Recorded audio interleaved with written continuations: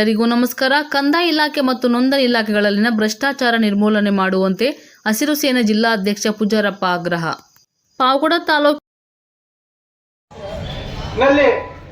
ಅಕ್ರಮ ಆಗ್ತಾ ಇರೋದು ಏನಂದ್ರೆ 2000 ಅಕ್ರಮವಾಗಿ ಅರ್ಜಿಗೆ ಹಾಕಿರೋದಾವೆ. ಟೋಟಲ್ 3 ಚಿಲ್ಲರೆ ಐತೆ. ಅದರಲ್ಲಿ ಈಗ ಕೆಲಸ ಮಾಡಿದ್ದಾರೆ. ಆದ್ರೆ ಇದು ಬಹಳ ಗಂಭೀರವಾದಂತ ವಿಷಯ. ಅದು ಅರಣ್ಯ ಆಗಿರ್ಬಹುದು, ಫಾರೆಸ್ಟ್ ಆಗಿರ್ಬಹುದು, ಗೋಮಳ ಆಗಿರ್ಬಹುದು, DC ಲ್ಯಾಂಡ್ ಆಗಿರ್ಬಹುದು. ಇಂಥ ಜಮೀನಿನಲ್ಲಿ ನಮ್ಮ ರೈತ 40-50 ವರ್ಷದಿಂದ ಭೂಮಿ ರಕ್ಷಣೆ ಮಾಡ್ಕೊಂಡು ಬಂದಿದ್ದಾರೆ.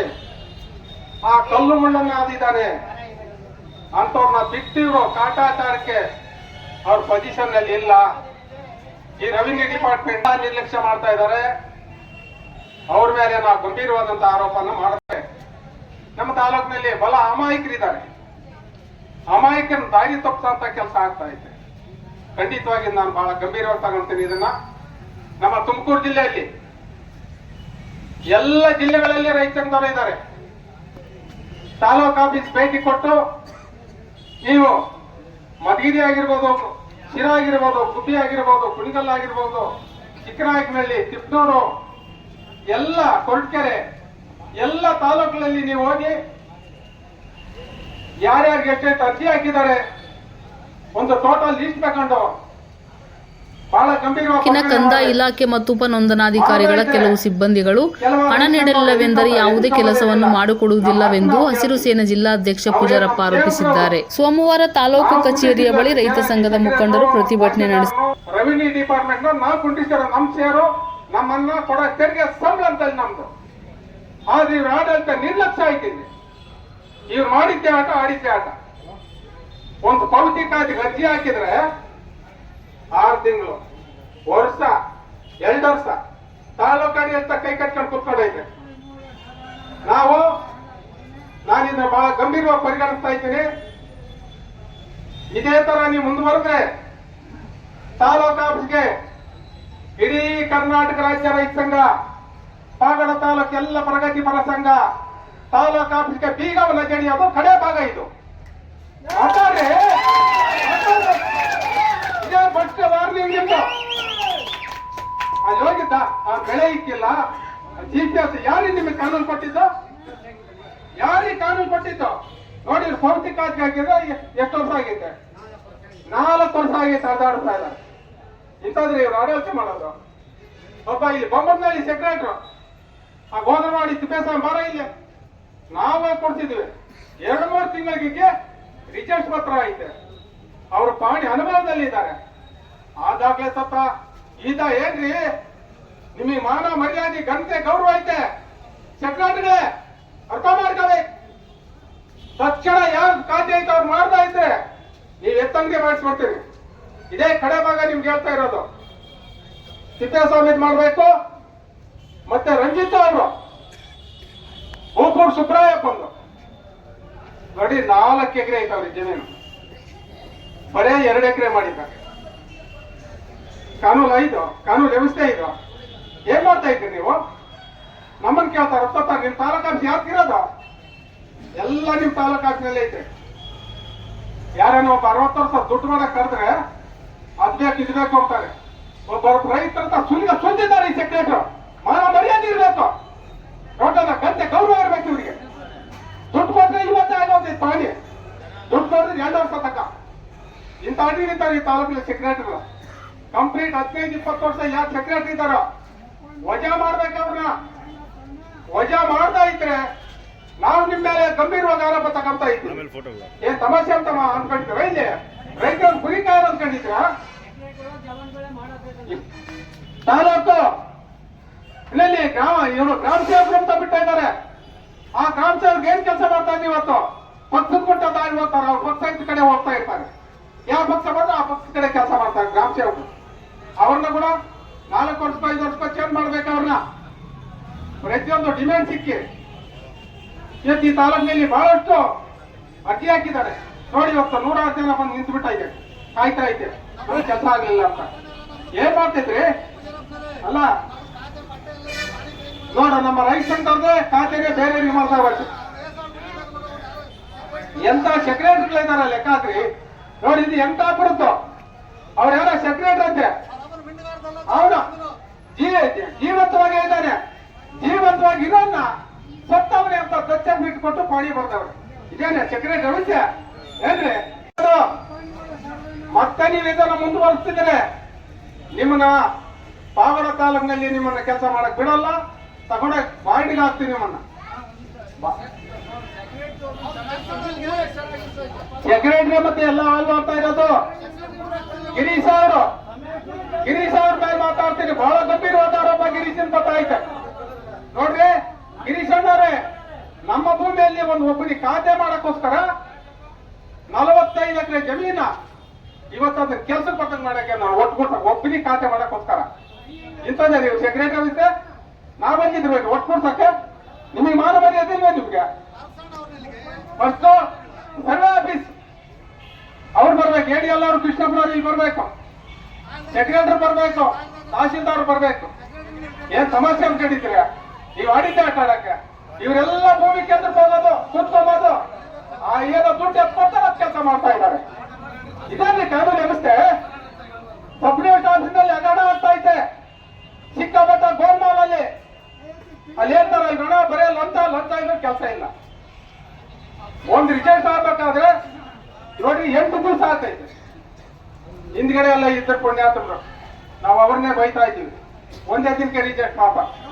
ಇವ್ರು ಬಂದೇನೋ ಅದೇನೋ ಇದು ಒಂದು ರೇಖೆ, ಒಂದು ಕಬ್ಬಣದ ರೇಖಿನ ಮೇಲೆ ಬೋರ್ಡ್ ಹಾಕಿದಂಗೆ ಐತಿ. ಇವ್ರು ಬಂದು ಯಾರೋ ಮೇಡಮ್ನವ್ರಂತೆ, ಮೇಡಮ್ನವ್ರೆ ನೀವು ನಮ್ಮಾಗ ತಾಲೂಕಿಗೆ ಸೀಮಿತ ಇಲ್ಲ, ಸಪ್ರೇಟ್ ಆಗಿರೋರು ಯಾರ್ಯಾರು ಐದಾರು ಹಳಬ್ರು ಅವರೆಲ್ಲ ಖಾಲಿ ಆಗ್ಬೇಕು, ಅಲ್ಲಿ ಹೊಸಬರು ಬರ್ಬೇಕು. ಏನು ಹುಡುಗಾಟ ಅಂತ ಕೇಳ್ಕೊಂಡಿದ್ರು ಆಫೀಸ್ಗಳು, ಏನ್ ಯಾರು ಕೇಳೋದಿಲ್ಲ ಅಂತಾರವ್ರೆ ನಿಮ್ಮನ್ನ. ದಯವಿಟ್ಟು ನಮ್ಮ ಪಾವಗಡ ತಾಲೂಕು ಅಧ್ಯಕ್ಷರಾಗಿರುವಂತ ಕೃಷ್ಣರಾವ್ ಅವರು ಬಂದಿದ್ದಾರೆ, ಅವ್ರಿಗೆ ಮಾತನಾಡಬೇಕು. ರೈತ ಬಂಧುಗಳೇ ಮತ್ತು ನಮ್ಮ ವಿಶ್ವಾಸರಾಗಿರ್ತಕ್ಕಂಥ ಪೂಜಾರಪ್ಪನವರೇ, ಇವರಿಂದ ಇವಾಗ ಈ ತಾಲೂಕೆಲ್ಲ ಅಭಿವೃದ್ಧಿ ಆಗ್ತಾ ಇದೆ ಅಂತ ಹೇಳ್ತೀನಿ. ಇಲ್ಲ ಅಂದ್ರೆ ಈ ತಾಲೂಕು ಯಾರು ಹೇಳೋರೇ ಇಲ್ಲ ಆ ಥರ ಆಗಿದೆ. ಒಳ್ಳೆ ಕೆಲಸ ಮಾಡ್ತಿದ್ದಾರೆ. ಇವಾಗ ಸಬ್ಜೆಕ್ಟ್ ಬರೋಣ. ಇವಾಗ ಅಕ್ರಮ ಸಕ್ರಮ ಮಾಡಿರ್ತಾರಲ್ಲ ಯಾವುದು ಕರೆಂಟ್ದು, ಇವಾಗ ಕೆಲವಾಗಿದೆ, ಕೆಲವು ನಿಂತೋಗಿದೆ. ಇವತ್ತೊಂದು 19,000 ಪೆಂಡಿಂಗ್ ನಿಂತಿದೆ. ಯಾಕೆ ನಿಂತ ಹೋಗಿ ನಾವು ಕೆಲವೆಲ್ಲ ಆಗಿದೆ, ಕೆಲವು ಪೆಂಡಿಂಗ್ ಅಂದ್ರೆ ಏನ್ ಅರ್ಥ ಇದ್ರ ಅರ್ಥ? ಇದಕ್ಕೆ ಏನು ಯಾರು ಮೂಲ ಕಾರಣ? ಇಲ್ಲ ಆರ್ಡರ್ ಆಗಿದೆಯಾ? ಆರ್ಡರ್ ಕೊಡಿ, ಮಾಡಬಾರ್ದು ಅಂತ ಆರ್ಡರ್ ಕೊಡಬೇಕು. ಇಲ್ಲ ಅಂತಂದ್ರೆ ನಿಮ್ KAP ಆಫೀಸರ್ ನಾವು ರಾತ್ರಿ ಹಗಲು ಕರೆಂಟ್ ಗಲಾಟೆ ಮಾಡಿ, ಇಲ್ಲ ನಿಮ್ ಮೇಲ್ಪಟ್ಟ ಆಫೀಸರ್ ತಿಳಿಸ್ತೀವಿ, ನಮ್ಮ ಸಂಘದಿಂದ ಬರೀತೀವಿ, ಇನ್ನ ಮೇಲ್ಪಟ್ಟ ಚೀಫ್ ಅವರು ಬರೀತೀವಿ. ಇದೆಲ್ಲ ಬೇಡ, ಗಲಾಟೆಗಳು ಬೇಡ ಅಂತ ಸರಿಯಾಗಿ ಮೊದಲು ಮಾಡಿ. ಒಂದು ಎರಡನೇದು, ಈ ಸೆಕ್ರೆಟರಿಗಳು ಮಾಡ್ತಕ್ಕಂಥ ಅನ್ಯಾಯ ಯಾವಾಗ ಪೂಜಾಪುರ ಹೇಳಿದ್ರಲ್ಲ, ಅವ್ರ ಬರಿಗೇನೋ ಸತ್ತವ್ರಂತ ಪೂಜಾಪುರ ಕೆಲಸ ಮಾಡಿ ಅದು ಸತ್ತಿದಾರಂತ ಸರ್ಟಿಫಿಕೇಟ್ ತಗೊಳ್ಳಿ. ಅದು ತಗೊಂಡ್ಮೇಲೆ ನಾವು ಡಿಸ್ಮಿಸ್ ಮಾಡ್ಕೊಡೋಣ. ಜೈಲ್ ಮಾತಾಡ್ಬೇಕು. ಅನ್ಯಾಯ ಆಗ್ತದೆ ನಿಜ, ಕರೆಕ್ಟ್ ನಾನು ಒಪ್ಕೊತದೆ. ನಾನು ಕಣ್ಣಾರೆ ನೋಡಿದ್ದೀನಿ, ನನ್ನ ಕೈ ಸಿಕ್ಕಲ್ಲ, ಕೆಲವು ತಪ್ಪಿಸ್ಕೊಂತ ಇದ್ದಾರೆ. ನನ್ನ ಕೈ ಸಿಕ್ಕ ನಾನೇ ಬಿಡ ಲಾ ಅಂಡ್ ಆರ್ಡರ್ ಪ್ರಕಾರ ಬಿಡ ಸಿಕ್ಕಿಲ್ಲ ನನಗೆ. ಬೇವರು ಗೊತ್ತಾಡಿ ಸಿಕ್ಕಿಲ್ಲ. ಆ ಬೇವರ್ ಸಿಕ್ಕಿದ್ರೆ ಅವ್ರಿಗೆ ಸ್ಥಿತಿ ಮಾಡ್ತೀನಿ. ಬಿಡ ಇವತ್ಕೊಂಡು ನಮ್ಮ ಸಿಕ್ಕಿದೆ, ಆ ಬೇವರ್ ಸಿಕ್ತಿಲ್ಲ. ಈ ತರ ಆಗ್ಬಿಟ್ಟಿದೆ. ನಾನು 25 ವರ್ಷದಲ್ಲಿ ಇನ್ನೊಂದು ಕೆಲಸ ಮಾಡ್ತೀನಿ. ಎರಡು ಮಕ್ಳು ಏನೇನು ಮಾಡ್ತಾ ಗೊತ್ತಿಲ್ಲ. ಅದಕ್ಕೆ ಈ ತರ ಇದೆ. ದಯವಿಟ್ಟು ಇಲ್ಲಿಗೆ ನನ್ನ ಮಾತಾಡಬೇಕು. ಈಗ ನಮ್ಮ ಈಗ ಈ ತಾಲೂಕಿನಲ್ಲಿ ನೀವು ರೈತ ಚಳವಳಿಯಲ್ಲಿ ಭಾಗವಹಿಸಬೇಕು. ಓಟ್ ಅದಕ್ಕನ್ನ ಹಾಕಲ್ರಿ. ನಿಮ್ಮ ರಾಜಕೀಯ ಯಾವ್ದಕ್ಕನ್ನ ಓಟ್ ಊರಿಗೆ 4 ಜನ ಇದ್ರೆ ನಿಮಗೆ ನ್ಯಾಯ ಸಿಗ್ತಾ ಇದೆ. ಅದಕ್ಕೋಸ್ಕರ ಇವತ್ತು ನಮ್ಮ ತಾಲೂಕಿನಲ್ಲಿ ಅಕ್ರಮ ಸಕ್ರಮ ಗಟ್ಟಿ ಹಾಕಿರೋರು ಇವತ್ತು ಇನ್ನ 1096 ಅರ್ಜಿ ನಿಂತ ಇದ್ದಾವೆ. ನಿನ್ನೆ ಇಲ್ಲ ಮೊನ್ನೆ 22 ಜನಕ್ಕೆ ಆದೇಶ ಆಗೈತೆ. ಇನ್ನ 1200 ಅರ್ಜಿ ವಜಾ ಆಗಿದೆ. ವಜಾ ಹಾಕಲ್ಲಿ ಸೆಕ್ರೆಟರಿ ಇರ್ತಾರಲ್ಲಪ್ಪ, ನಾನು ಈಟ ತಕ್ಕ ಮಾತಾಡಿದ್ನಲ್ಲ, ಆ ಬದಲೇ ತಹಸೀಲ್ದಾರ್ ಹೋಗಲ್ಲ ಅಲ್ಲಿಗೆ, ರವೀಂದ್ರ ಹೋಗ್ತಾರ ಅಲ್ಲಿಗೆ. ಅವ್ರು ಹೋಗ್ತಾರೆ, ಇಲ್ಲ ಸರ್ ಈ ಬೆಳೆನೇ ಇಲ್ಲ, ಎಲ್ಲ ಹೋಗ್ಯವ್ರೆ ಅಂತ ಬರ್ಕೊಂಡ್ ಬರ್ತಾರೆ. ಅದಕ್ಕೆ ಸೆಕ್ರೆಟರಿನ ಸರ್ ಸೆಕ್ರೆಟರಿ ಬಗ್ಗೆ ಮಾತಾಡ್ತೀನಿ. ಬೊಮ್ಮನಲ್ಲಿ ಸೆಕ್ರೆಟರಿ ಅವ್ರ ತಂದೆ ಹೆಸರಿಗೆ ಐತೆ ಜಮೀನು. ತಂದೆ ಹೆಸರಿಗೆ ಐತೆ ಜಮೀನು, ತಂದೆ ಹೆಸರಿಗೆ ಐತೆ ಜಮೀನು, ಅವರು ದತ್ತಾಗಿದ್ದಾರೆ. ಇವನ್ ಗಿರೀಶ್ ಅಂಬಾನ ಲಕ್ಷ್ಮಣರು ಅಂತ ಇದಾರೆ, ಖಾತೆ ಮಾಡಕ್ ಹೋಗ್ತಾರ. ಹೋಗಿ 101 ಬೋರ್ಡ್ ಮಾಡೋದು, ಈ ಬೋರ್ಡ್ ಆ ಬೋರ್ಡ್ ಎಲ್ಲ ಸೇರಿಸಿ ಅವ್ರ ಹೆಸರು ಕೈ ಬಿಟ್ಟು ನೆಲನೇ ಇಲ್ದಂಗ್ ಮಾಡಕ್ಕೆ ಅವ್ರು. ಮೊನ್ನೆ ನನ್ನ ಗಮನಕ್ಕೆ ಬಂದಾಗ ಹೆಸರೈತೆ, ಭೂಮಿ ಇಲ್ಲ ಅವ್ರಿಗೆ. ಯಾರೋ ಒಬ್ಬನೇ ಸರಿ ಮಾಡಿಬಿಟ್ಟವ್ರು. ರಿಜೆಕ್ಟ್ ಐತೆ, ಅನುಭವದಲ್ಲಿ ಅದಾರೆ, ಪಾಣಿ ಐತೆ, ಏನಿ ಕಾನೂಲೆ ಹೋಗ್ತೀವಿ. ಅವ್ರ ಬೇರೆ ಬೊಮ್ಮನಹಳ್ಳಿ ಶ್ರೀನಿವಾಸ್ ಕರ್ಸಿ ಇವತ್ತೇ ಅವ್ರನ್ನ ಕರ್ಸಿ ಖಾತೆ ಮಾಡ್ಬೇಕು. ಇವನೇ ಸಿದ್ದಸ್ವಾಮಿ ಎಂಬ ಹುಡುಗ. ಇನ್ನೊಂದು ಭೂಪೂರು ಸುಬ್ರಾಯಪ್ಪ ಅಂತ 4 ಎಕರೆ ಐತೆ ಅವ್ರಿಗೆ ಜಮೀನು. 4 ಎಕರೆ ಬರೀ 2 ಎಕರೆ ರಂಜಿತ್ ತಪ್ಪ ಮಾಡಿರೋದನ್ನು ಅವನ ಭೂಮಿ Incoming call from Srinivas Press Prajakal identified by Truecall. ಸಿಕ್ಕಾಪಟ್ಟ ಆರೋಪ ಅಂತ ತಾಲೂಕಿನಲ್ಲಿ. ನಿಂದ ನನಗೆ ಬರೆಯೋದು, ನಂದು ನಿನಗೆ ಬರೆಯೋದು. ನಮ್ಮ ಸರ್ವೆ ನಂಬರ್ ಮಾಡ್ಯಾರ ಗಿರೀಶ್. ಅವ್ನು ಯಾವ ಒಪ್ಪನಿಗೆ ಕೆಲಸ ಬರ್ದಾನೆ ಖಾತೆ ಮಾಡಕ್ ಹೋಗಿ ಎಲ್ಲ ಒಟ್ಟುಗೂಡ್ಸವ್. ನಾ ಬಂದಿದ್ದು ಒಟ್ಟುಗೂಡ್ಸಾಕೆ, ಒಟ್ಟುಗೂಡ್ಸೋದು. ಇವಾಗ ಎಲ್ಲ ನೀವೇನೋ ಮಾಡ್ಕೊಂಡ್ರಿ ಅಂತಾನೆ. ಪಟೇಲ್ ಗಿರೀಶ್ ತಾಲೂಕಿನಲ್ಲಿ ಇರಬಾರ್ದು, ಗಿರೀಶ ಇರಬಾರ್ದು. ಅವ್ರು ಬೇರೆ ಎಲ್ಲ ತಂದೆ ಮಾಡಿಸ್ಬೇಡಿ. ಹಾ ಅಷ್ಟೇ. ಏನ್ ಹುಡುಗಾಟ ಒಂದ್ ಕಡೆ ಇದ್ದಾರೆ. ನೀವು ಸಿಗ್ತಾ ರೈತಂಗ ಇರೋದು ಯಾಕ್ರಿ ನೀವು? ಸಾರ್ ಕರೆಸ್ತೀನಿ, ಸಾಹೇಬ್ರಿಗೆ ಹೇಳೋದು ಮಾತು ಎಲ್ಲಿ ಹೇಳ್ತೀರಿ? ಅವ್ರು ಮಾತಾಡ್ತೀರಿ, ಮಾತಾಡೋರಿಗೆ ಹೇಳ್ತೀನಿ. ಇವ್ರು ಗಿರೀಶ್ ಮಾಡ್ರಿ ಅಂತ ಇಡೀ ಗುಂಡ್ಲಹಳ್ಳಿ, ಬ್ಯಾಡ್ನೂರು ಒಬ್ಬ ಇವರು ಹಿಂದ್ಗಡೆ ನಮ್ಮ ತಾಪ ಜಮೀನು ಬೋರಪ್ಪ ಅಂತ ಹೆಸರೈತೆ. 7 ಜನ ಅವ್ರಿಗೆ ಮಕ್ಕಳು ತಗೊಂಡೋಗಿ ಏನ್ ಮಾಡೋರು? ಯಾರೋ ಒಪ್ಪಾಯ ಬರ್ತಾರೆ. ಇದೇ ನಾವು ಮಾಡತಾ ಇರೋ ಕೆಲಸ. ಗಿರೀಶ್ ಅವ್ರೆ, ಬಹಳ ಚೆನ್ನಾಗಿ ನೋಡ್ತಾ ಇದ್ದೀನಿ ನಿಮ್ಮನ್ನ. ನಿನ್ ಕೆಲಸ ಹೋಗ್ಬೇಕು, ಇದು ತಾಲೂಕ್ ಖಾಲಿ ಮಾಡ್ಬೇಕು. ನೀವು ಬಹಳ ದಿವಸ ಆಗೈತೆ ನೀನ್ ಬಂದು ನೀನ್ ಇರ್ಬೇಕಲ್ಲ. ಹೊರಡಾಗಿ ಬರ್ಕೊಟ್ಟಿದ್ದ ನಾವು ಅವನ್ ಕೆಲಸ ಕೊಡ್ಬೇಕು ಅವನ್ನ. ಇದು ಒಂದು ಬೊಮ್ಮನಹಳ್ಳಿ ಸೆಕ್ರೆಟರಿ ಕೊಟ್ಟು 6 ತಿಂಗಳಾಗೈತೆ ಅವನಿಗೆ ಹೋಗಿ ಕೊಟ್ಟು. ಇವತ್ತು ರೈತ ಹೋರಾಟಕ್ಕೆ ಶಾಂತಿ. ನೋಡ್ರಿ, ರೈತ ಚಳವಳಿಯಲ್ಲಿ ಮಾತನಾಡುವಾಗ ಯಾರು ಮಾತನಾಡಬಾರ್ದು. ಶ್ರೀನಿವಾಸ್, ಬೊಮ್ಮನಹಳ್ಳಿ ಶ್ರೀನಿವಾಸ್ ಅವರು ನೋಡಿ ಒಂದೇ ಖಾತೆ ಮಾಡಬೇಕು. ತಹಸೀಲ್ದಾರ್ ವರದರಾಜು ಅವರಿಗೆ ಮನವಿ ಪತ್ರ ಸಲ್ಲಿಸಿದರು. ತಹಸೀಲ್ದಾರ್ ವರದರಾಜು ಮಾತನಾಡಿ, ತಾಲೂಕು ಕಚೇರಿಯ ಭ್ರಷ್ಟಾಚಾರಕ್ಕೆ ಯಾವುದೇ ರೀತಿಯಲ್ಲಿ ಅವಕಾಶವಿಲ್ಲವೆಂದರು. ಯಾರಾದರೂ ಸಾರ್ವಜನಿಕ ಕೆಲಸಕ್ಕೆ ಹಣ ಕೇಳಿದರೆ ತನ್ನ ಗಮನಕ್ಕೆ ತರಬೇಕೆಂದು ತಿಳಿಸಿದರು.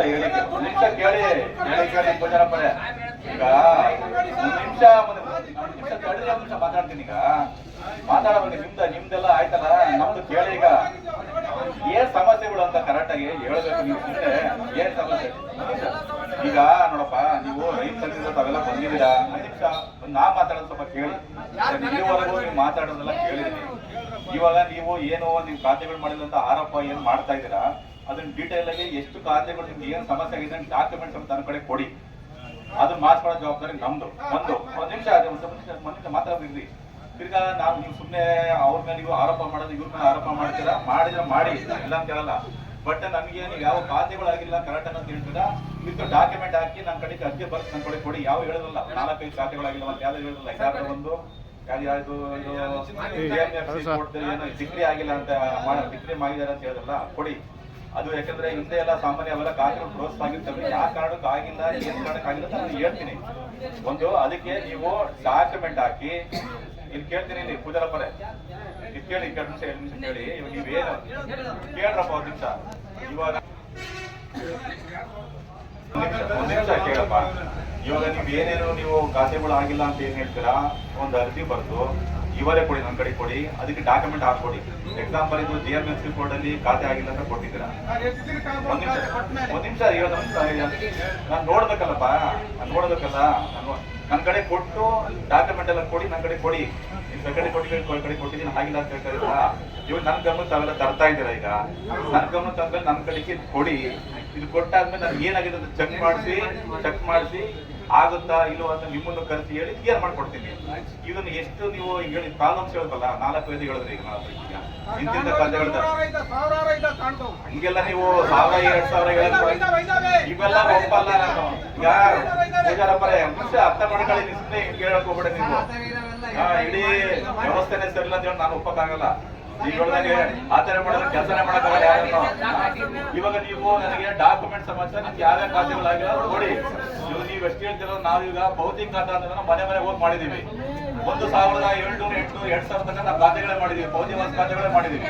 ನೀವೇ ನಮ್ ಕೆಲಸನೇ ಮಾಡಿಲ್ಲ ಅಂತ ಹೇಳಿದ್ರೆ ಅದು ಒಪ್ಪಕ್ಕಾಗಲ್ಲ. ನಾವು ನೀವು ಹೇಳಿದಾಗ ನಾವು ಕೇಳಕ್ಕಾಗಲ್ಲ.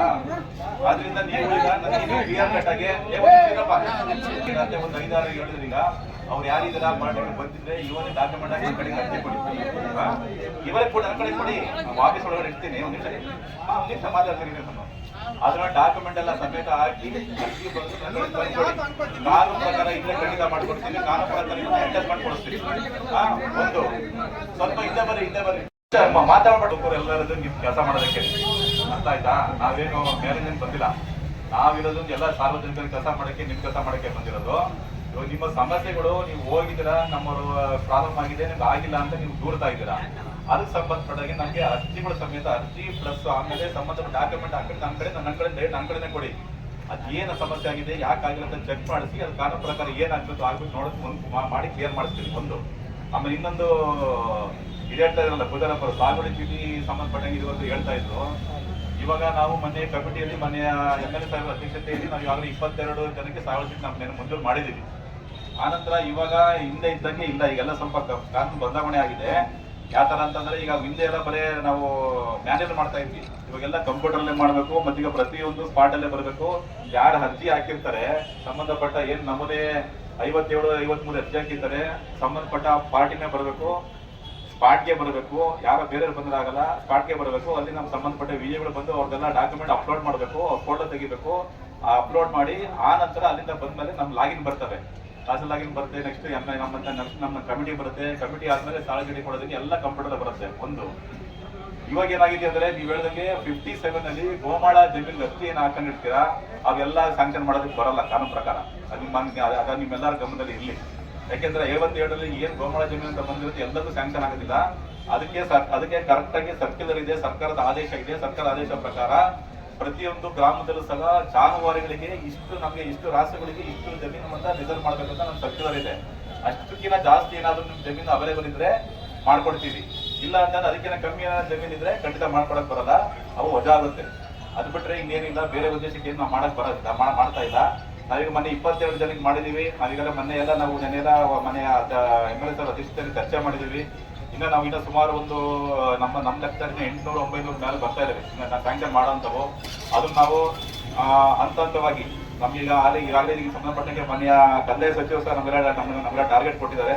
ಇನ್ನು 2-3 ತಿಂಗಳ ಒಳಗೆ ನಾವೆಲ್ಲ ಸಾಗುವಳಿ ಚೀಟಿ ಕೊಡೋದಕ್ಕೂ ಸಹ ನಾವು ಕ್ರಮ ವಹಿಸ್ತೀವಿ.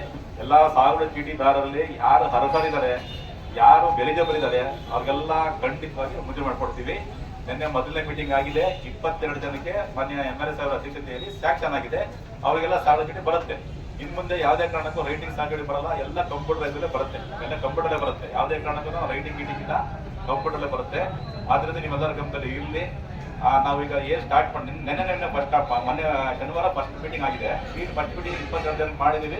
ಇನ್ನೊಂದು 3 ತಿಂಗಳೊಳಗೆ ಯಾರ್ಯಾರು ಎಲಿಜಿಬಲ್ ಇದ್ದಾರೆ, ಯಾರ್ಯಾರು ಅರ್ಜಿಗಳು ಹಾಕೊಂಡಿದ್ದೀರಾ, ಎಲಿಜಿಬಲ್ ಇರೋರಿಗೆಲ್ಲರಿಗೂ ಖಂಡಿತ ಮಾಡ್ತೀವಿ.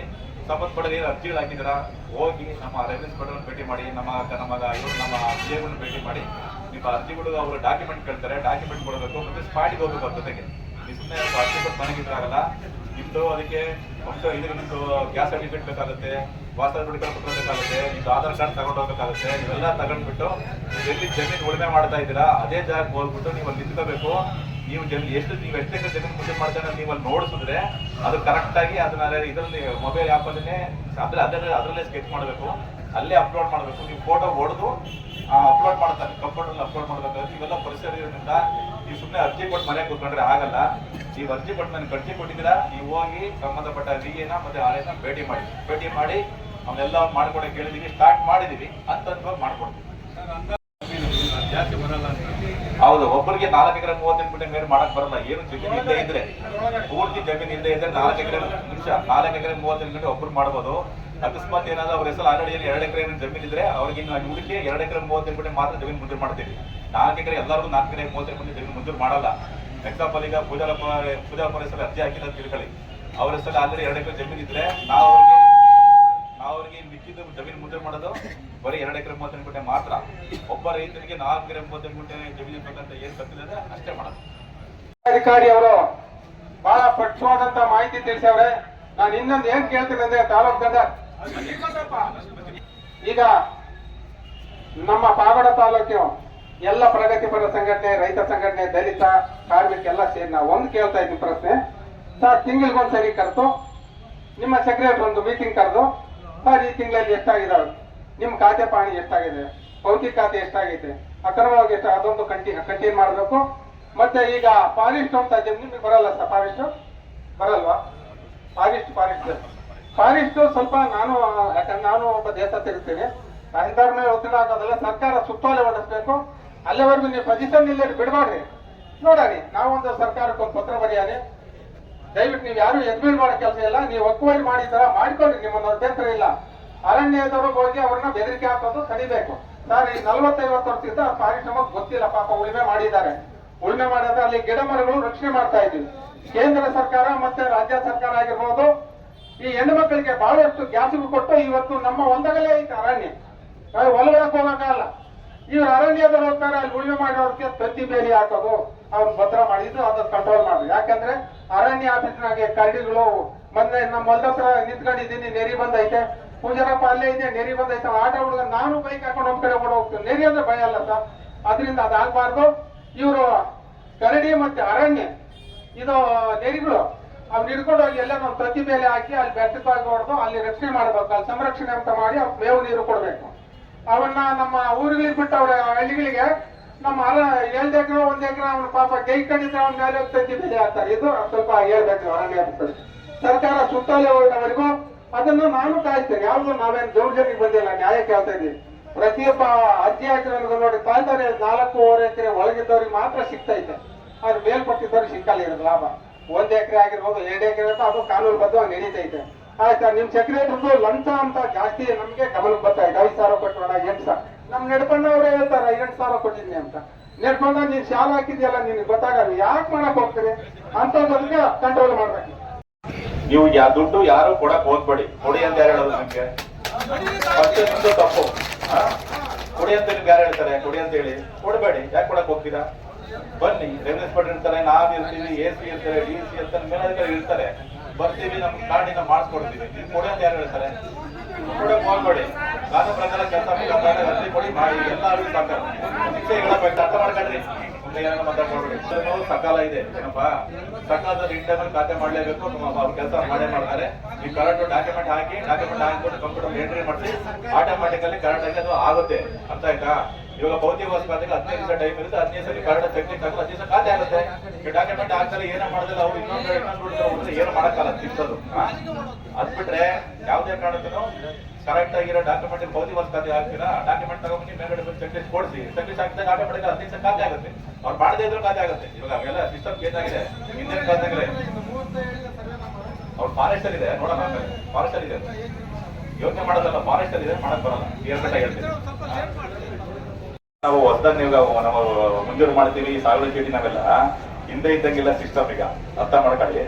ಇವಾಗ ಎಲ್ಲ ಮೊಬೈಲ್ ಅಲ್ಲಿ ಏನ್ ಮಾಡ್ತಾ ಇದಾರೆ, ಎಲ್ಲ ಮೊಬೈಲ್ ಆಪ್ ಅಲ್ಲಿ ಆಗುತ್ತೆ. ಆಪ್ ಅಲ್ಲಿ ಫಸ್ಟ್ ನಮ್ಮ ಸೆಕ್ರೆಟರಿ ಬರ್ತಾರೆ, ನಿಮ್ಮ ಸ್ಪಾಟಿಗೆ ಬಂದು ನೀವು ಡಾಕ್ಯುಮೆಂಟ್ ಕೊಟ್ಟಾದ್ಮೇಲೆ ಅಪ್ಲೋಡ್ ಮಾಡ್ತಾರೆ. ಎಲ್ಲ ಆನ್ಲೈನ್, ಎಲ್ಲೂ ಬೇಕಾದ್ರೂ ನೋಡ್ಬೋದು ಕುತ್ಕೊಂಡು. ಮುಂಚೆ ಹಂಗೆ ಬರೇ 4 ಗೋಡೆ ಮಧ್ಯೆ ಬರೆಯಂಗಿಲ್ಲ. ಈಗ ಆನ್ಲೈನ್ ಆಗಿರುತ್ತೆ, ಯಾರು ಬೇಕಾದ್ರೂ ನೋಡ್ಬೋದು. ಬರುತ್ತೆ, ನಮ್ಮ ಆಫೀಸಿಗೆ ಬರುತ್ತೆ. ನಮ್ಮ ಆಫೀಸಲ್ಲಿ ಆದ್ಮೇಲೆ ಅದು MLA ಸಾಹೇಬ್ ಅಧ್ಯಕ್ಷತೆಯಲ್ಲಿ 20 ಜನ ಮುಂಜೂರು ಮಾಡಿದೀವಿ. ಮುಂಜೂರು ಮಾಡಿದ್ಮೇಲೆ ಟೈಮ್ ಇರುತ್ತೆ. ಟೈಮ್ ಆದ್ಮೇಲೆ ಸಾವಿರ ಚೀಟಿ ಕಂಪ್ಯೂಟರ್ ಬರುತ್ತೆ. ಅದು ಆಟೋಮೆಟಿಕಲ್ ಖಾತೆ ಆಗುತ್ತೆ. ಹಿಂದೆ ಹಂಗಲ್ಲ. ಇಲ್ಲೆಲ್ಲ ಸುಮಾರು ಜನಕ್ಕೆಲ್ಲ ಸಾವಿರ ಚೀಟಿ ಕೊಟ್ಟು ನೀವೆಲ್ಲ ಬಂದ್ಬಿಟ್ಟು ಮತ್ತೆ ಅರ್ಜಿ ಕೊಡೋದು, ಖಾತೆ ಮಾಡಿ ಕೊಡೋದು, ಆ ತರ ಇಲ್ಲ ಸಿಸ್ಟಮ್. ಈಗ ಸಾವಿರ ಚೀಟಿ ಕಂಪ್ಯೂಟರ್ ಬರುತ್ತೆ, ಅದೇ ಖಾತೆ ಆಗುತ್ತೆ, ಅದೇ ಪೋಡಿ ಆಗುತ್ತೆ ಕಂಪ್ಯೂಟರ್ ಅಲ್ಲಿ. ಇದೆಲ್ಲ ಫುಲ್ ರೈತರಿಗೆಲ್ಲ ಫುಲ್ ಅನುಕೂಲ ಆಗಂತ ಇರೋ ಸಿಸ್ಟಮ್ ಇದು ಮಾಡಿದರೆ ನಮ್ಮ ಸರ್ಕಾರದಿಂದ ಒಳ್ಳೆ ಸಿಸ್ಟಮ್ ಇದು ಮಾಡ್ತಾ ಇದೀವಿ. ಹಂತವಾಗಿ ಮಾಡ್ತೀವಿ. ಎಲ್ಲರಿಗೂ ಸ್ಥಳ ಚೀಟಿ ಕೊಡ್ಸಕ್ಕೆ ನಾವು ವ್ಯವಸ್ಥೆ ಮಾಡ್ತೀವಿ. ಏನು ಎಲಿಜಿಬಲ್ ಇದ್ದಾರೆ ಎಲ್ಲ ಕೊಡಿಸ್ತೀವಿ. ಆಮೇಲೆ ಹಿಂದೆ ಹಂಗೆ ನಾ ಹೇಳಿದ್ನಲ್ಲ, ಮತ್ತೆ ಅರ್ಜಿ ಕೊಡಂಗೆ ನೀವು ಅದ್ರ ಪಡೆದ ಖಾತೆ ಆಗುತ್ತೆ. ಸ್ಥಳ ಚೀಟಿ ಕೊಡ್ತಿದ್ದಂಗೆ ಖಾತೆ ಆಗುತ್ತೆ, ಅದ್ರ ಕೋಡೆ ಆಗುತ್ತೆ. ನೀವೇನು ತಲೆ ಕೆಡ್ಸ್ಕೊಳಂಗಿಲ್ಲ. ಪ್ರತಿಭಟನೆಯನ್ನು ಉದ್ದೇಶಿಸಿ ಕರ್ನಾಟಕ ರಾಜ್ಯ ರೈತ ಸಂಘದ ಜಿಲ್ಲಾಧ್ಯಕ್ಷ ಪೂಜಾರಪ್ಪ ಮಾತನಾಡಿ, ಕಂದಾಯ ಇಲಾಖೆ ಮತ್ತು ಉಪನೋಂದಣಾಧಿಕಾರಿಗಳ ಕಾರ್ಯಾಲಯದ ಕೆಲ ಸಿಬ್ಬಂದಿಗಳು ಭ್ರಷ್ಟಾಚಾರದಲ್ಲಿ ತೊಡಗಿದ್ದಾರೆ ಎಂದು ಆರೋಪಿಸಿದರು. ಕಂದಾಯ ಇಲಾಖೆಯ ಕೆಲ ಗ್ರಾಮಗಳು ಲೆಕ್ಕಾಧಿಕಾರಿಗಳು, ರಾಜಸ್ವ ನಿರೀಕ್ಷಕರು ಹಾಗೂ ಭೂಮಿ ಕೇಂದ್ರದಲ್ಲಿರುವ ಅಧಿಕಾರಿಗಳು, ಸರ್ವೆ ಇಲಾಖೆ ಅಧಿಕಾರಿಗಳು ಲಂಚ ಕೊಡದೆ ಯಾವುದೇ ಕೆಲಸಗಳನ್ನು ಮಾಡುತ್ತಿಲ್ಲ ಎಂದು ರೈತರು, ಮುಖಂಡರುಗಳು ಕಚೇರಿಗಳಿಗೆ ಹೋಗಿ ಕೇಳಿದರೆ ಉಡಾಫೆ ಉತ್ತರ ನೀಡುತ್ತಿದ್ದಾರೆ ಎಂದರು. ಕೆಲವು ಇಲಾಖೆಗಳಲ್ಲಿ ಅಧಿಕಾರಿಗಳು ಸುಮಾರು ವರ್ಷಗಳಿಂದ ತಾಲೂಕಿನಲ್ಲೇ ಬೀಡು ಬಿಟ್ಟಿರೋದು ಭ್ರಷ್ಟಾಚಾರಕ್ಕೆ ಅನುವು ಮಾಡಿಕೊಟ್ಟಂತಾಗಿದೆ ಎಂದರು. ಈ ತಕ್ಷಣ ಸಂಬಂಧಪಟ್ಟ ಮೇಲಾಧಿಕಾರಿಗಳು ಭ್ರಷ್ಟಾಚಾರದಲ್ಲಿ ತೊಡಗಿರುವ ಅಧಿಕಾರಿಗಳ ವಿರುದ್ಧ ಕಾನೂನು ರೀತಿಯಲ್ಲಿ ಕ್ರಮ ಜರುಗಿಸಬೇಕೆಂದು ಆಗ್ರಹಿಸಿದರು. ರೈತ ಸಂಘದಲ್ಲಿ ನೆಡ್ಕೊಂಡ 8,000 ತಗೊಂಡು ಬೇಕಾದ್ರೆ ಕರೆಕ್ಟ್ ನೆಡ್ಕೊಂಡು ಯಾರು ಕೊಟ್ಟಿದ್ದಾರೆ ಅಂತ 8,000 ಏನು ಕೊಟ್ಟಿದ್ದಾರೆ? ಖಾತೆ ಮಾಡೋದು ಯಾರಿಗೆ? ರೈತ ಸಂಘದಲ್ಲಿ ಅವನಿಗೆ ಮಹೇಶ್ಗೆ. ಮತ್ತೆ ಇದು ನಮ್ಮೂರಿನಲ್ಲೇ ಇವ್ನು ಗಿರೀಶ್ ಸರ್ ತಂದೆ ಹೆಸರಿಗೆ ಬೋರಪ್ಪ ಅಂತ ಜಮೀನು ಐತೆ. ಅವರೆಲ್ಲ ಸ್ವಲ್ಪ ಅದು ಇರ್ತಲ್ಲ, ಬೇರೆ ಬೇರೆ ಸಂಪ್ರದಾಯದಲ್ಲಿ ಎಣ್ಣೆ ಪಣ್ಣೆ ಹಾಕೊಂಬೋದು, ಹಿಂಗೆಲ್ಲ ಸಂಪ್ರದಾಯಗಳು ಇರ್ತಾವೆ ಮಾಮೂಲು. ಅವನೇನು ಅಮಾಯಕರನ್ನ ಮಾಡಿಬಿಟ್ಟು ಪಾಪ ಏನು ಗೊತ್ತಾಗಲ್ಲ, ಸಿಕ್ಕರಲ್ಲಿ ಇರ್ತಾರೆ, ನಮ್ಮ ಭೂಮಿ ಅಂತ ಅವ್ರಿಗೆ ಇವತ್ತು ಗೊತ್ತಾಗಲ್ಲ. ಅಂಥವ್ರದ್ದು ಏನು ಮಾಡಿಬಿಟ್ಟವ್ರೆ, ತಗೊಂಡೋಗಿ ಒಬ್ಬ ಸೊಸಿಗೆ ಮಾಡಿಬಿಟ್ಟು. ಅದು ತಂದೆ 7 ಜನ ಗಂಡು ಮಕ್ಕಳಿದ್ರೆ ಸರ್ ಆ ಜಮೀನು ತಂದೆ ಹೋದ್ಮೇಲೆ ಯಾರಿಗೆ ಬರ್ಬೇಕು ಹೇಳಿ? ಮಕ್ಕಳಿಗೆ ಬರುತ್ತೆ. ಮಕ್ಕಳಿಗೆ ಬಂದಿಲ್ಲ, ಬರ್ರಿ ಬೇಕಾದ್ರೆ ಎನ್ಕ್ವೈರಿ ಮಾಡ್ತೀರಿ. ಅದೇ ಊರಿನಾಗ ಸೈಟ್ಗಳು ಅಲ್ಲಿ ಜಾಗ ಎಲ್ಲ ಐತಿ, ಇವತ್ತು IM ಹೆಸರಿಗೆ ಖಾತೆ ಹೋಗಿ. ಯಾವ ಊರಲ್ಲಿ ಜಮೀನದು? ಬ್ಯಾಡ್ನೂರು ಬಿ ದೊಡ್ಡಹಟ್ಟಿಯಲ್ಲಿ ಬೋರಪ್ಪ ಎಂಬವ್ರ ಜಮೀನು. ಸರ್ವೆ ನಂಬರ್ ಗೊತ್ತಿದೆಯಾ? ಸರ್ವೆ ನಂಬರ್ ಗೊತ್ತಿಲ್ಲ. ಬೋರಪ್ಪ ಅವ್ರ ಜಮೀನು ಊರಾಗೆ ಐತೆ, ಬಂದು ನೀವು ಎನ್ಕ್ವೈರಿ ಮಾಡ್ರಿ, ನಾನು ಕಾನೂನು ಬದ್ಧವಾಗಿ ಹೇಳ್ತೇನೆ.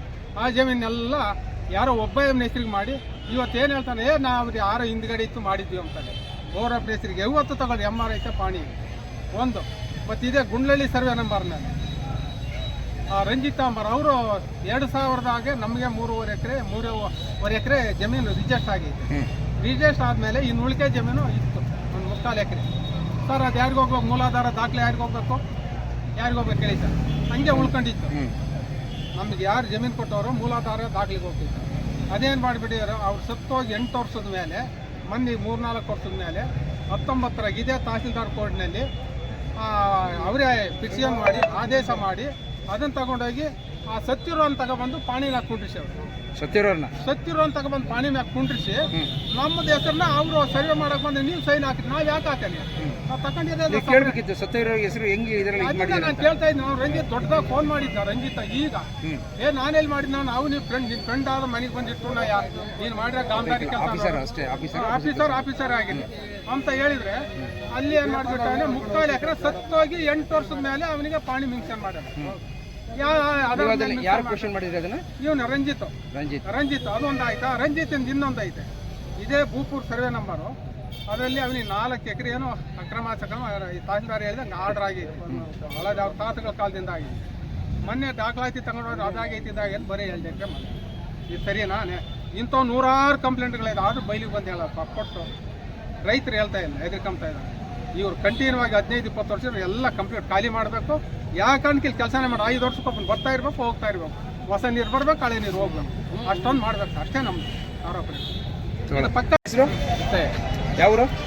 ಪವರ್ ತಾಲೂಕು ತುಮಕೂರು. ಏನು ನಿನ್ನ ಸಮಸ್ಯೆ ಏನು? ಕ್ಯಾನ್ಸರಮ್ ನಾನೇ ಹೋಗಿ ತಗೊಂಬಂದೆ. ಯಾವರು? ಉಗ್ಗರಳಿಗೆ ಕೊರಟಗೆರೆ ಹೋಗಿ ಗಾಡಿ ಬಾಡಿಗೆ ತಗೊಂಡೋಗಿ ನಾನೇ ತಗೊಂಬಂದಿದ್ದೆ. ತಗೊಂಡ್ಬಂದು ಸುಮ್ಮನೆ ಚಾರ್ಜ್ ಒಂದು ಮಾಡ್ಬೇಕು ಅವನಷ್ಟೇ. ಚಾರ್ಜ್ ಮಾಡಕ್ ಬರ್ತಾ ಇಲ್ಲ. ವರ್ಷದಿಂದ ಇಲ್ಲಿ ವರ್ಷದ ಮೇಲೆ ಆಯ್ತು. ಕ್ಯಾನ್ಸರಮ್ ನಾನೇ ತಗೊಂಬಂದೆ ಬಾಡಿಗೆ ಗಾಡಿ ತಗೊಂಡೋಗಿ ಚಾರ್ಜ್ ಮಾಡ್ಕೊ ಬರ್ತಾ ಇಲ್ಲ. ಅಧಿಕಾರಿಗಳಿಗೆ ಕಂಪ್ಲೇಂಟ್ ಮಾಡಿದ್ದೀರಾ ಈ ಥರ ಆಗ್ತಾ ಇದೆ ಅಂತ? ಇಲ್ಲ ಸರ್, ಲೋಕಲ್ ಲೀಡ್ರಿಗೆಲ್ಲ ಹೇಳಿದ್ವಿ, ಯಾರು ಯಾಕೆ ಮಾಡ್ತಾ ಇಲ್ಲ ಅಂತ ಕೇಳಿದ್ರೆ ಯಾಕೆ ಮಾಡ್ತಿಲ್ಲ? ಮಾಡ್ತೀನಿ ಅಂತ ಇವತ್ತು ಕೇಳಿದ್ರೆ ನಾಳೆ ಮಾಡ್ತೀನಿ ಅಂತ, ನಾಳೆ ಕೇಳಿದ್ರೆ ಸೋಮವಾರ ಅಂತ. ಬರೀ ದಿನಕ್ಕೂ ವರ್ಷ ಆಯ್ತು. ಪೆಟ್ಟಿಗೆನು ಅಲ್ಲದಲ್ಲಿ ಕ್ಯಾನ್ಸರ್ ಹೋಗ್ತಾನೆ ಇಲ್ಲ. ಈಗ ಯಾರು ದುಡ್ಡಿಗೆ ಡಿಮ್ಯಾಂಡ್ ಮಾಡಿದ್ದಾರೆ ನಿಮ್ಮನ್ನ? ಇಲ್ಲ ಯಾರು ಮಾಡಿಲ್ಲ. 90,000 ಕೊಟ್ಟಿದ್ದಾರೆ. ಯಾರು ಕೊಟ್ಟಿದ್ದೀರಾ? ಅವನು ಅನಿಲ್ ಗಾಡಿ ಅನಿಲ್ ಯಾರು ಅವರು? ಕೊರಟಗೆರೆ. ಏನು ಕಾಂಟ್ರಾಕ್ಟಿಂಗ್ ಅವರು? ಅವ್ರಿಗೆ 90,000 ಕೊಟ್ಟಿದ್ದೀರಾ? ಏನಕ್ಕೆ ಕೊಟ್ಟಿದ್ದೀರಾ 90,000? ಇಲ್ಲ ಸರ್, ನಾನೇ ವಾಟ್ಸಪ್ ಮಾಡಿ ಕಳಿಸ್ತೀನಿ ಅಂತ ದುಡ್ಡು ಇಸ್ಕೊಂಡೆ. ಕೆಲಸ ಆಗಿದೆಯಾ?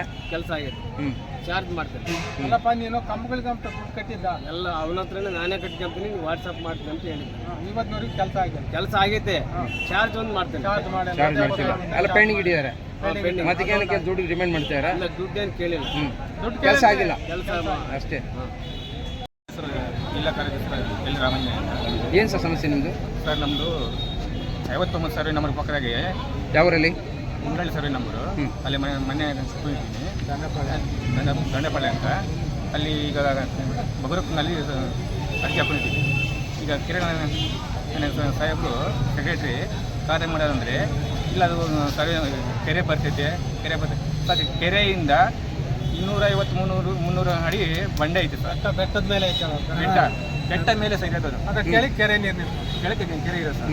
ಅದ್ರ ಪಕ್ಕ ಬೇರೆ ಜಮೀನು ಐತೆ ಸರ್.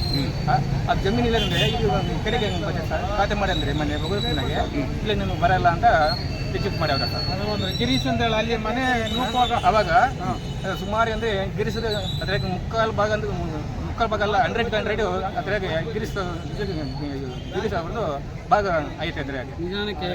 ಅವತ್ತಿಂದ ನೀವು ಎಷ್ಟು ಸರಿ ಕಂಪ್ಲೇಂಟ್ ಮಾಡಿದ್ದೀರಾ ಈ ಥರ ಇದೆ ಮಾಡಿಕೊಡಿ ಅಂತ?